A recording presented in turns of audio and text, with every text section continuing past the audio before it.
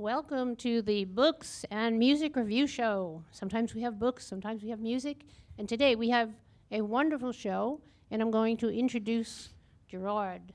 And the topic of the show is Welcome, Gerard.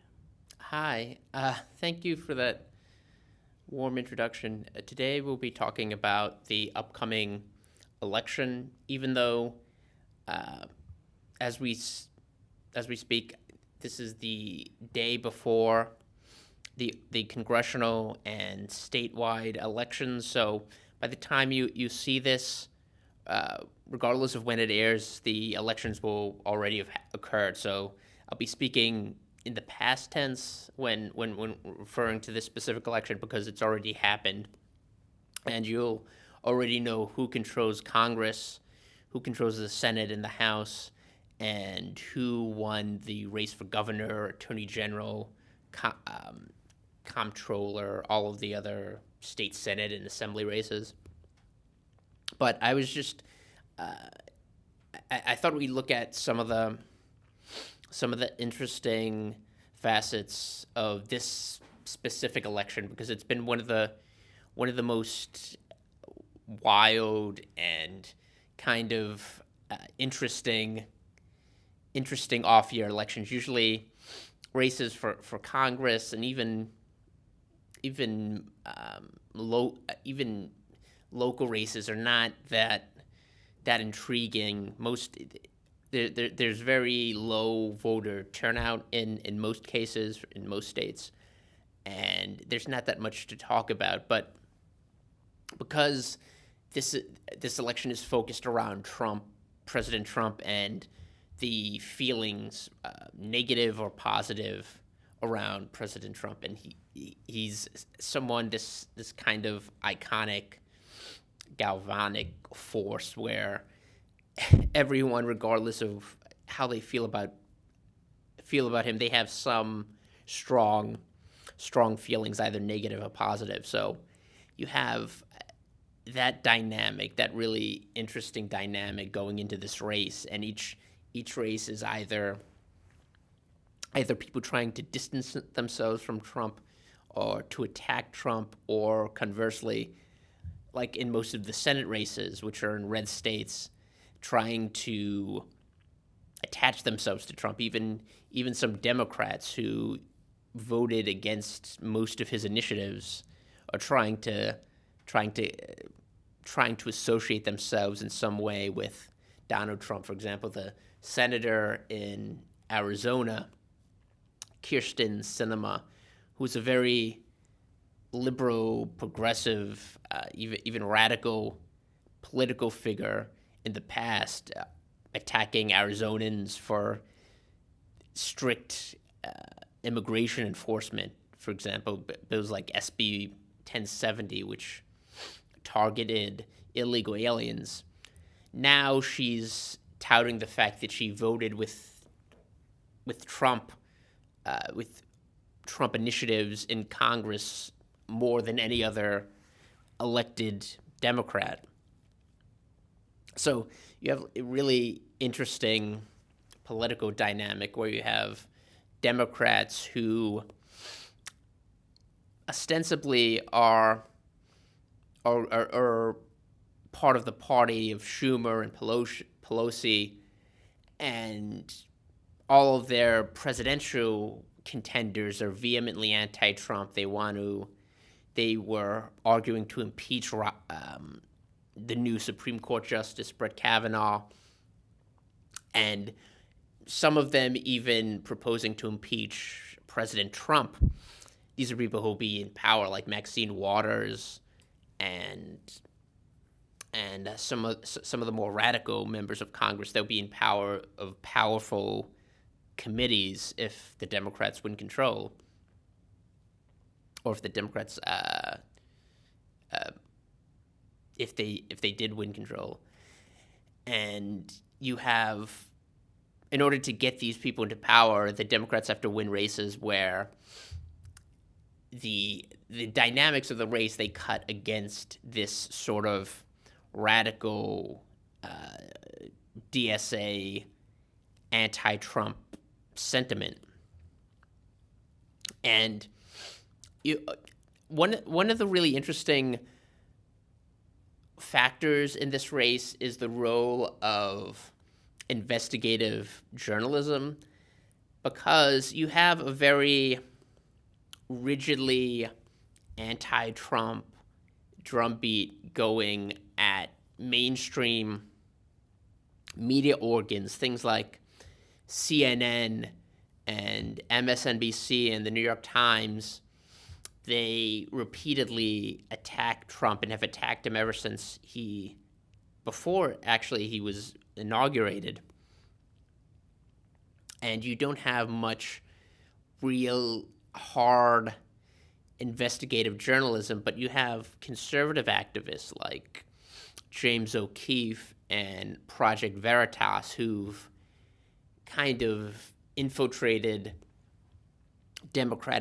particularly Democratic Senate campaigns and campaigns for governor, like Andrew Gillum in Florida, and Claire McCaskill, the senator from Missouri.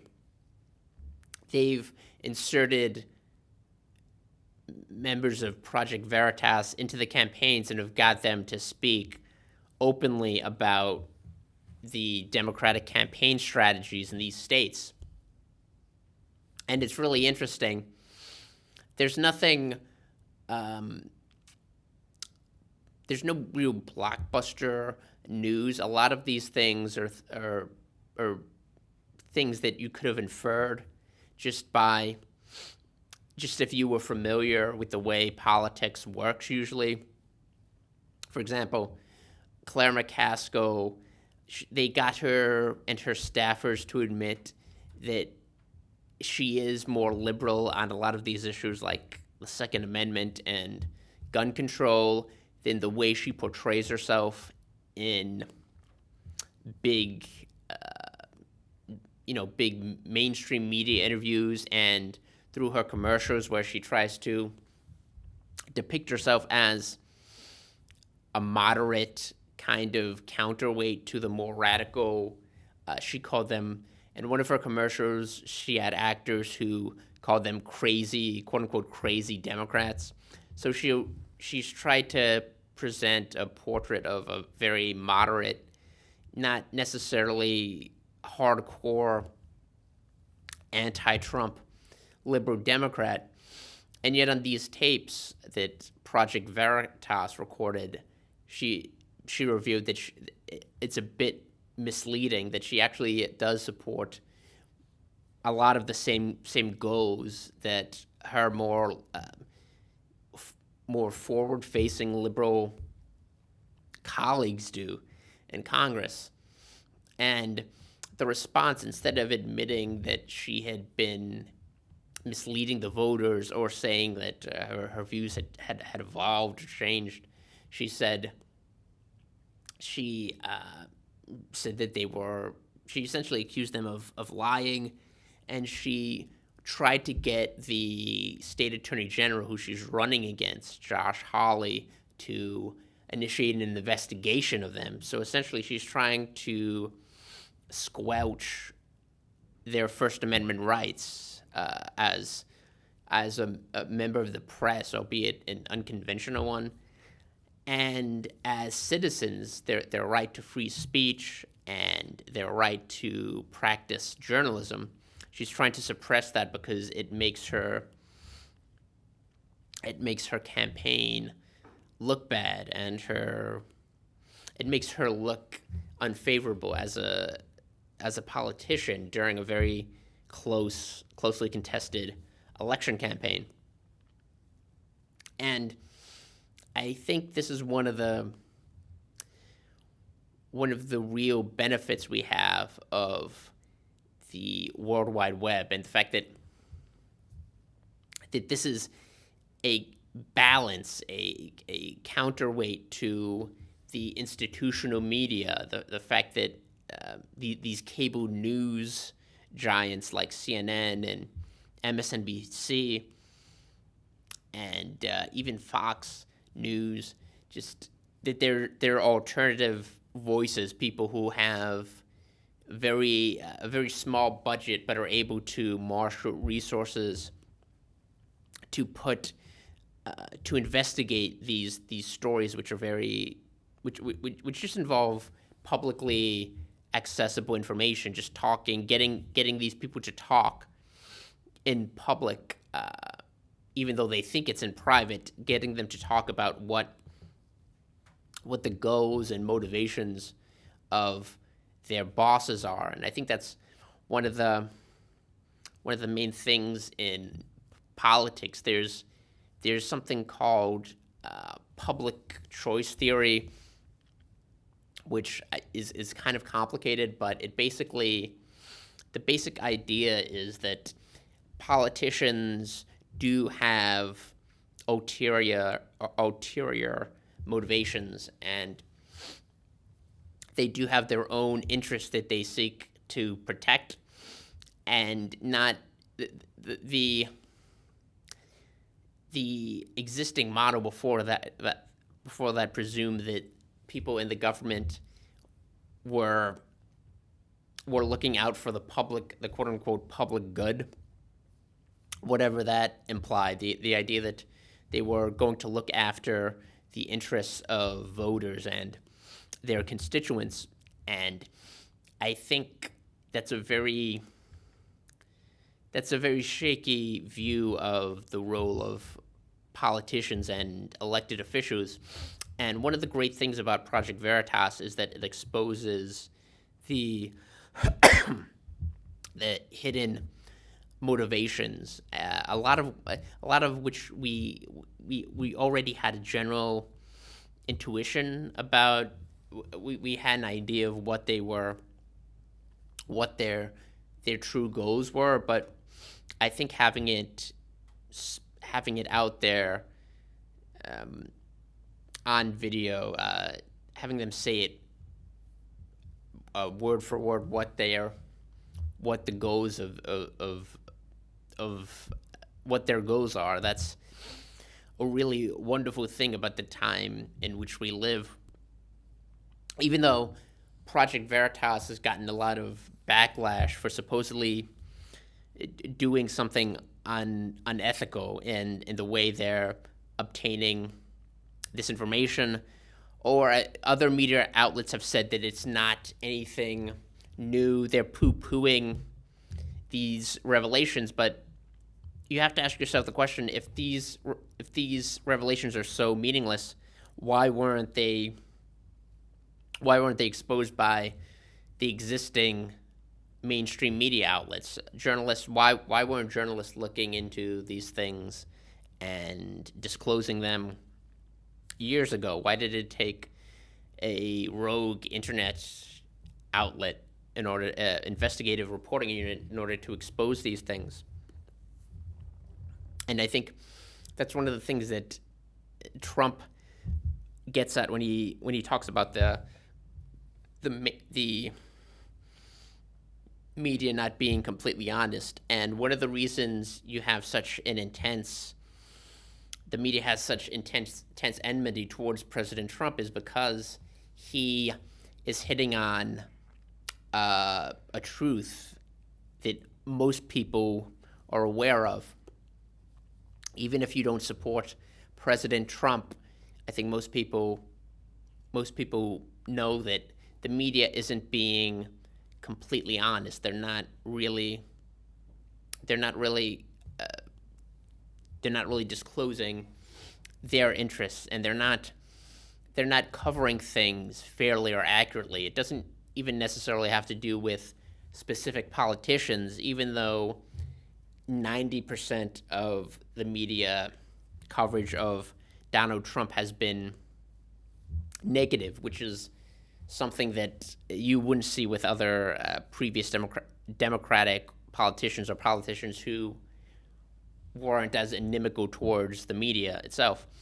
So most people I think have an inkling of how excuse me, how biased the media is and how selective they are in editing out certain facts that are inconvenient for them.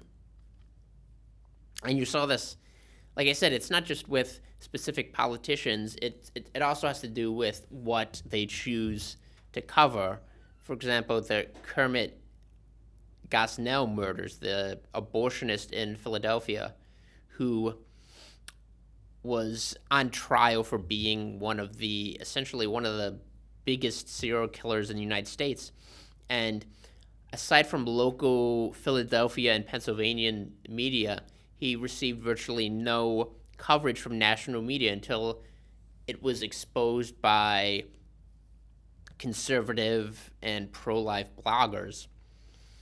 And I think this is something that's a recurring problem. And the fact that Trump has emphasized this, it has gotten under the media's skin, and they just refuse to evaluate their own failures as an institution. They think that even as they go on the attack and slander and verbally insult everyone who criticizes them, they refuse to be introspective and ask themselves how they can do a better job of actually reporting everything. And I think that's something that's been self-evident throughout this election cycle, the way they've chosen to cover certain topics and certain issues. And Project Veritas, like other alternative investigative media outlets, has served a purpose in the sense that they're telling the stories that the mainstream media refuses to address. Now, something else about this election cycle that is kind of interesting is how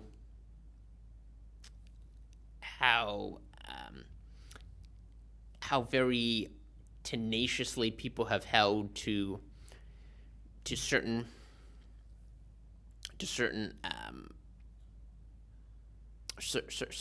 things based on their partisan affiliation, like the Brett Kavanaugh confirmation hearings and all of the controversy surrounding his confirmation to the Supreme Court. Excuse me. Now, this seems like something that should be an issue that you should approach from a kind of intellectual, very nonpartisan standpoint.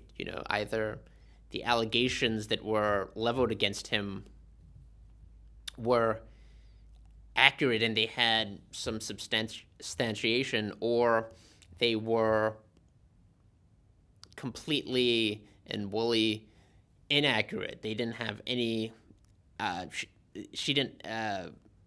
Christine Blasey Ford and all the other accusers didn't have any basis in order to impugn the integrity of Brett Kavanaugh. But the way it broke down was into a very partisan, rigidly partisan divide, with Republicans and conservatives who supported Brett Kavanaugh taking the stance that he was innocent and having his character unfairly impeached. And you had Democrats, even after the confirmation was over, claiming that he was a sexual predator, that he had committed these offenses years ago. Now there's a website that actually reviewed the Senate Judiciary Committee's findings, which were really interesting in this case because they interviewed over 40 witnesses. They interviewed all of the main participants in this saga, the people who Professor Ford accused of being at the party and who she said would validate her story, all of whom, including her close friend, said that they couldn't recall anything as she alleged happening in the time frame she alleged. And they interviewed all of these people, all 40 witnesses. They even took affidavits that were later, that the people submitting later recanted, and filed, asked the Justice Department to follow up and investigate these people who had filed, who under oath had essentially either perjured themselves or who had misled the investigators. And after all of these findings, they disclosed everything that the Judiciary Committee had investigated, and they essentially came to the conclusion that there was no evidence to support the accusations against Brett Kavanaugh. But I don't think anyone who was opposed, or very few people who were opposed to Judge Kavanaugh and his confirmation, and who supported the allegations, will reassess or reevaluate their opinion, because they're so committed to their, essentially they're boxed in by their partisan affiliation. And I think the converse is true. I don't think many Brett Kavanaugh supporters would have reevaluated their stance if there had been more credible accusations that were lodged, or there had been any substantiation, even though there turned out to not be. I think a lot of people are just very committed to their tribal partisan affiliations. And I think that's what the election, which, as I said, has already been held. By the time this airs, you already know the outcome.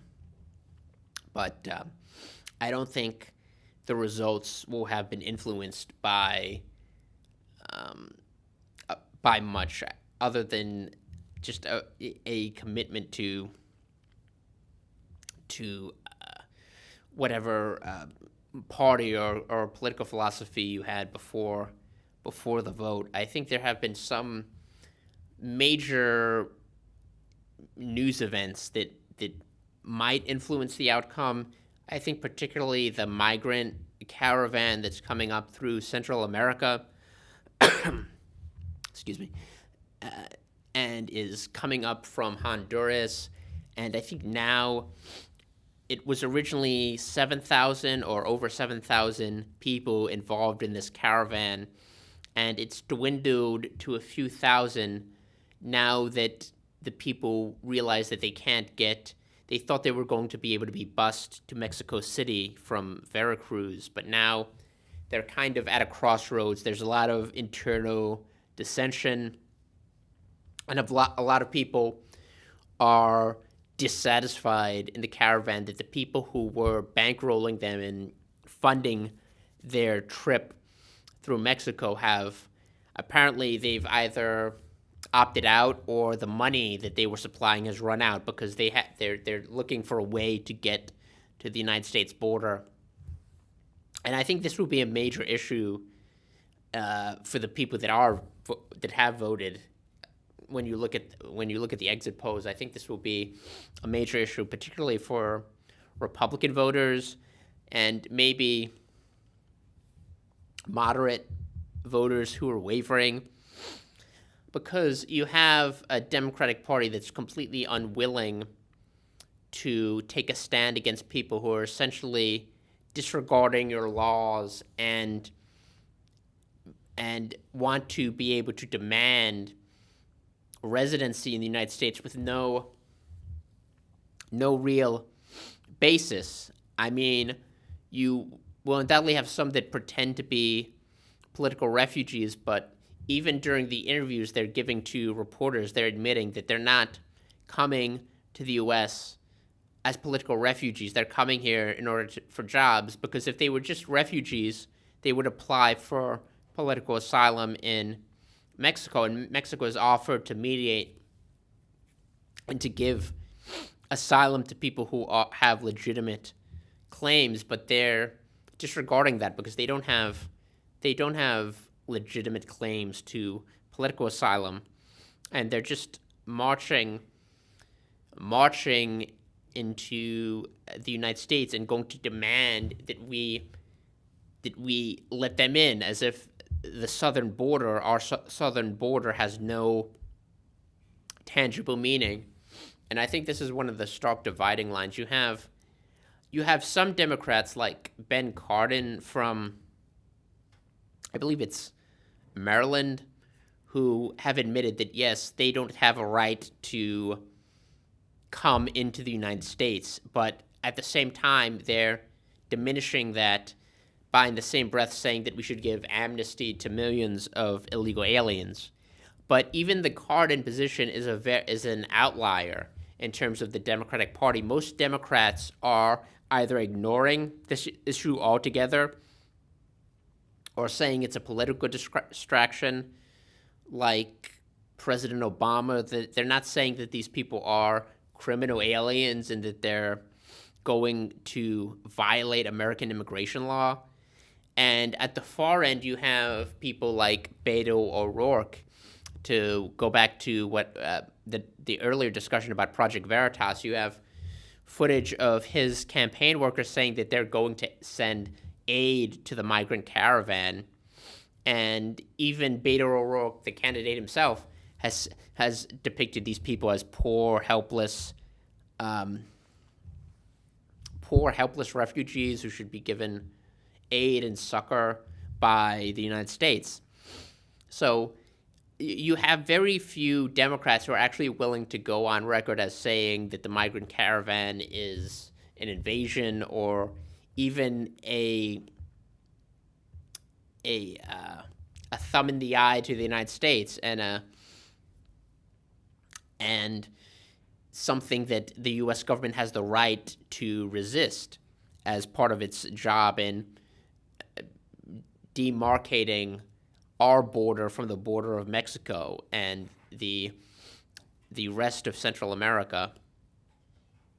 So I think in the short term, I think this might have a substantial impact, especially in Senate races in red states where there's very little support for a caravan of migrants just entering the United States. I think it'll backfire heavily on some people like Beto O'Rourke, who refuse to stand up for the principle of American sovereignty.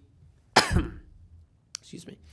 And I think it'll also kind of cut against the Democrats who are trying to run an anti-Trump message, because on this particular issue, regardless of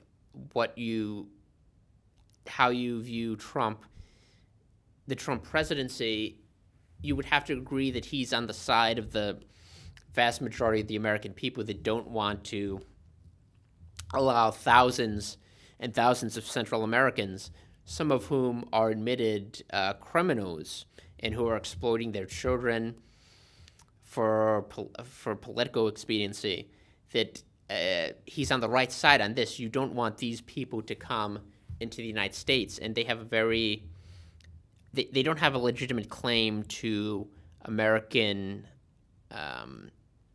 welfare, and I think that might be one of the issues to